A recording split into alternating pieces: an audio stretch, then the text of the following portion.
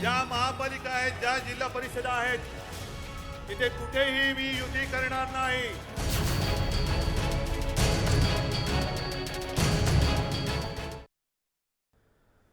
नमस्कार, मी अनिकेत पेंडसे. जयम विशेषमध्ये तुमचं स्वागत.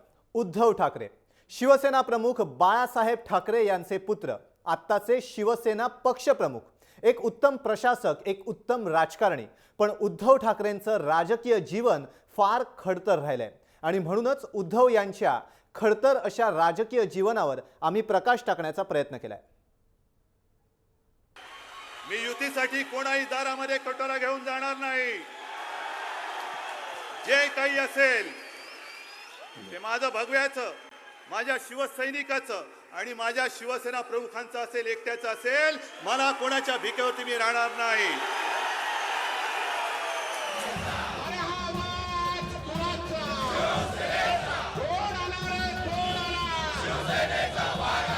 उद्धव ठाकरे यांनी युती तोडल्याची ऐतिहासिक घोषणा केली आणि कार्यकर्त्यांनी एकच जल्लोष केला.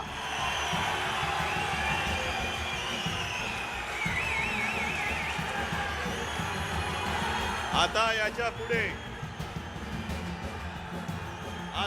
पुढे भविष्यामध्ये शिवसेना एकटी महाराष्ट्रावरती भगवा फडकवेल.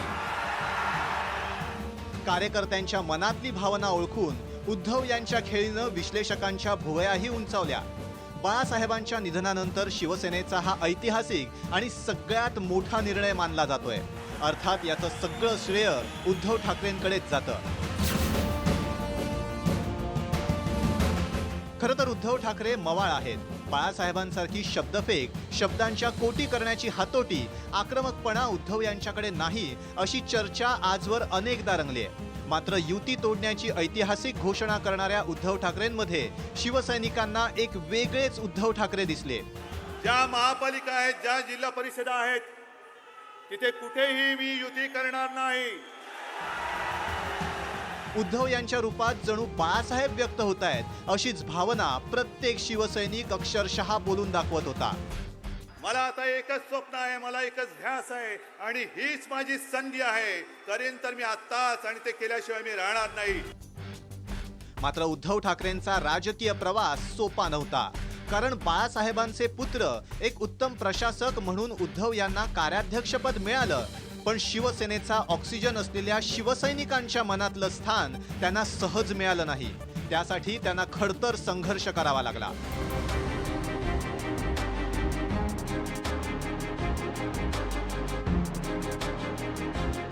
उद्धव ठाकरे 2003 साली शिवसेनेच्या महाबळेश्वर इथल्या शिबिरात उद्धव यांची एकमतानं कार्यकारी प्रमुख या पदावर निवड झाली आणि उद्धव ठाकरेंनी शिवसेनेची सूत्र अधिकृतपणे हलवण्यास सुरुवात केली.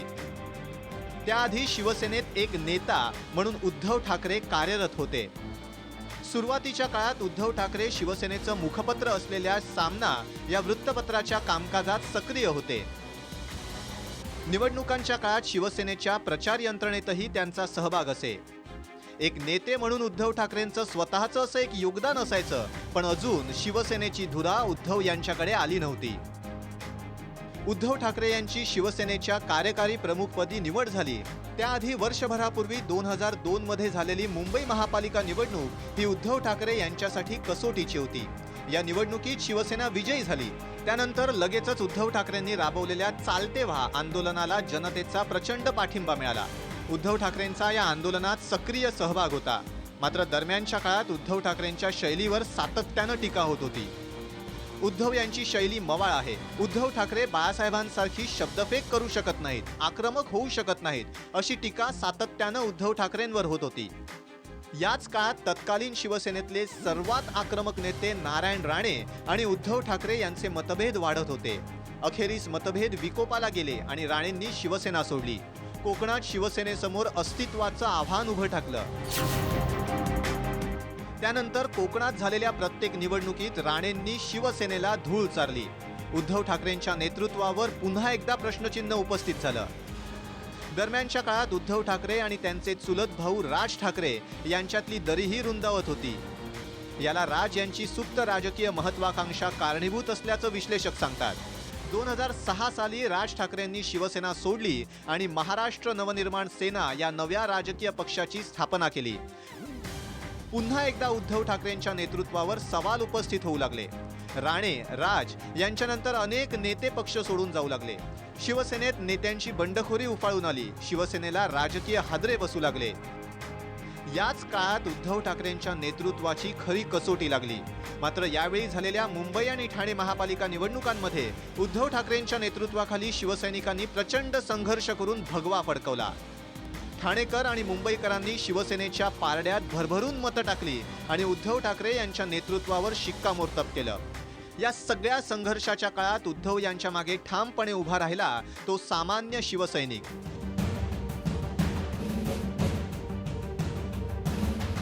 याच शिवसैनिकाच्या बळावर शिवसेनेनं 2007 साली पुन्हा एकदा मुंबई महापालिकेवर भगवा फडकवला.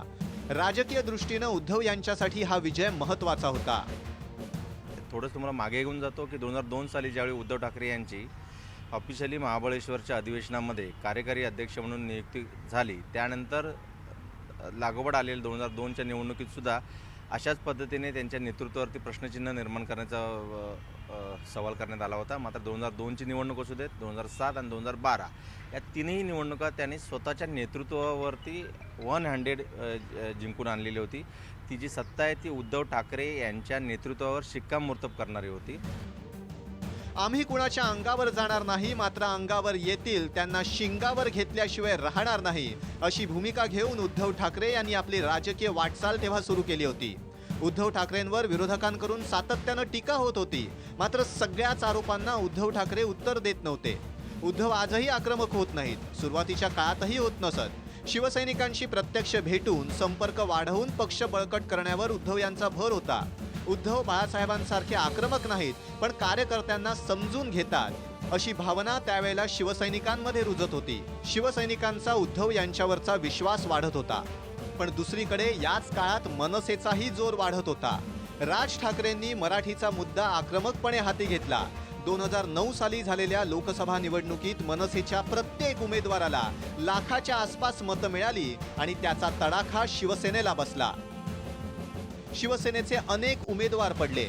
शिवसेनेचा मराठीचा मुद्दा मनसेनं हायजॅक केला, अशीच परिस्थिती निर्माण झाली. तीच परिस्थिती 2009च्या विधानसभा निवडणुकीत झाली. मनसेचे 13 आमदार निवडून आले आणि शिवसेनेचे अनेक बुरुज ढासळले. दोन्ही निवडणुकांमध्ये मराठीचा मुद्दा राज यांनी ज्या आक्रमकपणे हायजॅक केला ते पाहता पुन्हा एकदा उद्धव यांच्या नेतृत्वाविषयी कुजबूज सुरू झाली. 2012 सालीही याचीच पुनरावृत्ती होईल अशी चर्चा होती. मात्र शिवसेना भाजप युतीनं मुंबईवर सत्ता मिळवली.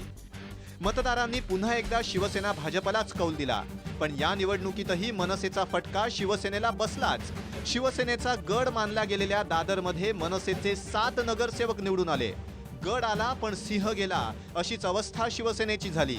उद्धव यांच्या नेतृत्वावर सवाल उपस्थित करत यावेळीही अनेक नेत्यांनी शिवसेना सोडली. पण याही काळात उद्धव यांना साथ दिली ती सामान्य शिवसैनिकांनी. 17 नोव्हेंबर 2012 बाळासाहेबांचं निधन झालं.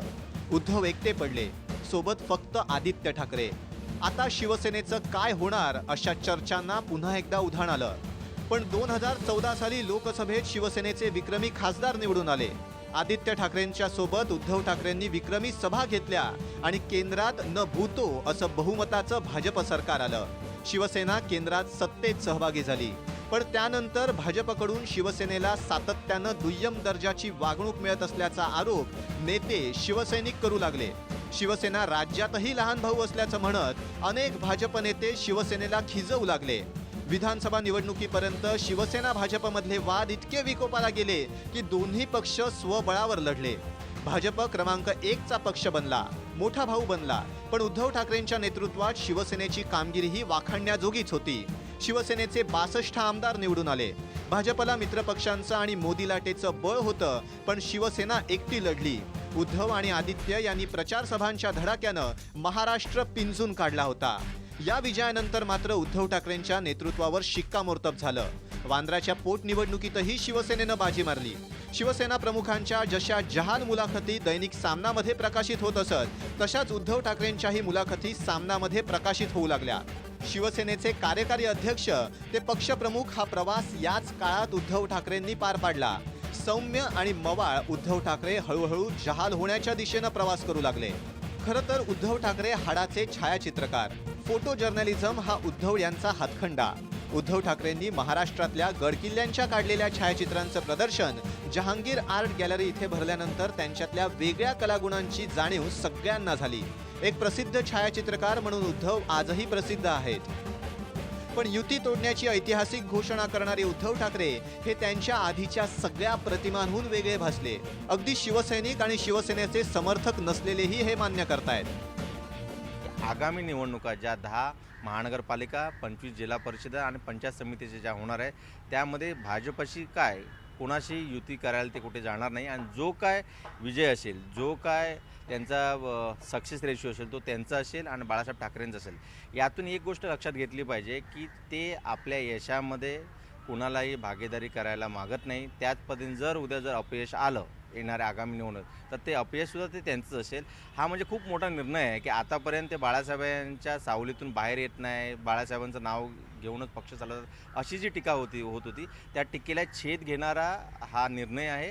आणि त्यामुळे निश्चितच उद्धव ठाकरे यांची जी काय इमेज होती राजकारणातली, जी काय उंची होती ती कालच्या निर्णयामुळे आपोआपच वाढली आहे. आणि त्याच पद्धतीने शिवसैनिकांना आपला पक्षप्रमुख त्याच पद्धतीने हवा असतो जो बाळासाहेब ठाकरेंमध्ये त्यांनी बघितलेला होता. शांत संयमी उद्धव ते आक्रमक, रोखठोक, जहाल असा राजकीय परिपक्वतेचा प्रवास उद्धव ठाकरेंनी तडफेनं पार केला. कमी आणि मोजकच बोलणं पण प्रसंगी जहाल आणि आक्रमक होणं ही कला आता उद्धव यांनी आत्मसात केली आहे असं म्हटलं तर वावगं ठरणार नाही.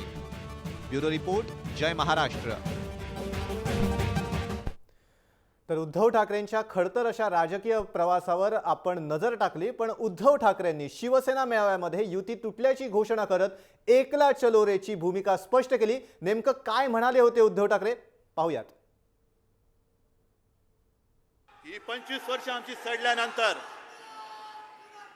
आज मी आपल्या शिवसेनेच्या नवीन वाटचालीची घोषणा करतोय. सोबत देणार आहात? माझी तयारी निखाऱ्यावरती चालण्याची आहे. तुमची तयारी आहे? मला माझ्या सोबत निखाऱ्यावरनं चालणारे सैनिक पाहिजेत. इथले निखारे नको आहेत.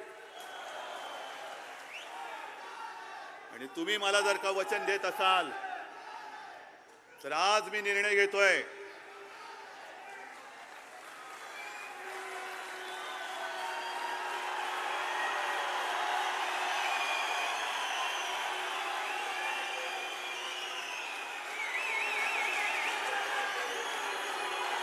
आता याच्या पुढे भविष्यामध्ये शिवसेना एकटी महाराष्ट्रावरती भगवा फडकवेल.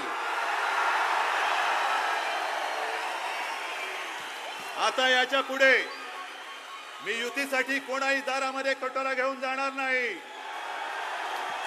जे काही असेल ते माझं भगव्याचं, माझ्या शिवसैनिकाचं आणि माझ्या शिवसेना प्रमुखांचं असेल, एकट्याचं असेल. मला कोणाच्या भिकेवरती मी राहणार नाही.